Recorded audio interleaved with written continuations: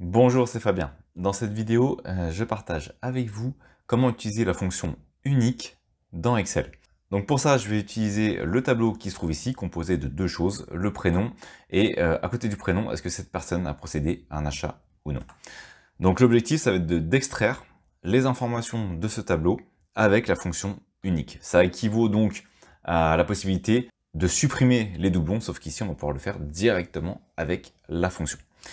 Donc je vais indiquer le nom de la fonction, donc unique égale unique, et ensuite je dois tout simplement indiquer sur quelle colonne je souhaite l'utiliser.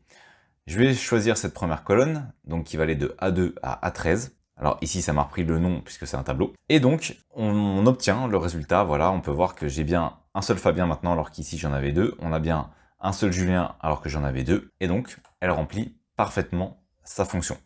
Maintenant une autre possibilité, c'est d'utiliser cette fonction sur deux colonnes. Et plutôt que d'aller jusqu'à A13, je vais aller jusqu'à B13. C'est-à-dire que cette fois-ci, je prends en compte les deux colonnes, A et B. Et comme on peut le voir, j'ai bien un seul Fabien, mais par contre, j'ai deux Julien. Pourquoi? Parce que dans la seconde colonne, j'ai une information différente. Si on reprend Fabien, ici, en ligne 2, j'ai Fabien et oui. Et en ligne 8, j'ai Fabien et oui. Donc pour lui, ça vaut la même chose, donc il va extraire uniquement un seul Fabien et la donnée oui. Par contre, ici pour Julien, j'ai une fois Julien oui et une fois Julien non. Ce sont deux choses différentes puisque les deux colonnes n'ont pas exactement les mêmes informations. Donc ce qu'il fait, c'est qu'il me ressort en valeur unique Julien oui et Julien non. Par contre, si je bascule ici Julien en oui, eh bien on peut voir qu'il me fait disparaître désormais Julien et j'obtiens uniquement Julien et oui. Donc je vais rebasculer ici avec la valeur non.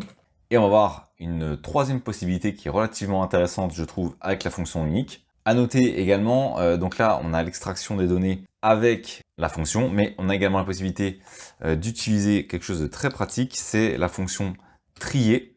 Et ainsi, on va pouvoir trier les informations, par exemple, par ordre alphabétique. Il va retravailler la liste pour la trier dans l'ordre alphabétique. Donc ça peut être un petit plus. Ça peut donc toujours servir, ça peut être pratique.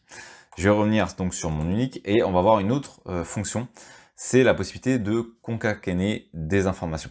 Autrement dit, de regrouper des informations. Ici, je vais revenir uniquement sur ma colonne A pour démarrer. Ensuite, mon objectif, ça va être d'afficher la réponse de la colonne B à côté. Donc, dans une seule cellule. Ici, on peut voir qu'on est sur deux cellules. Et donc maintenant, je vais regrouper les informations en une seule cellule. Donc, je vais ajouter le signe et je vais indiquer deux doubles côtes et de nouveau le signe et.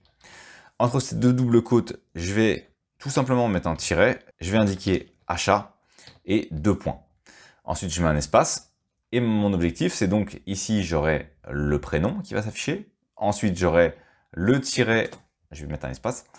Ensuite, j'aurai puis achat, deux points et la réponse, est-ce qu'il y a eu un achat? Oui, non. Donc, pour avoir la réponse, eh bien, je vais aller sur B2 et B13. Et je fais entrer. Et en faisant entrer, on peut voir que j'ai désormais toute l'information dans une seule cellule. On a concaténé les informations. Même principe que tout à l'heure, j'ai les deux Julien parce que y en a un qui a oui et l'autre qui a non en réponse.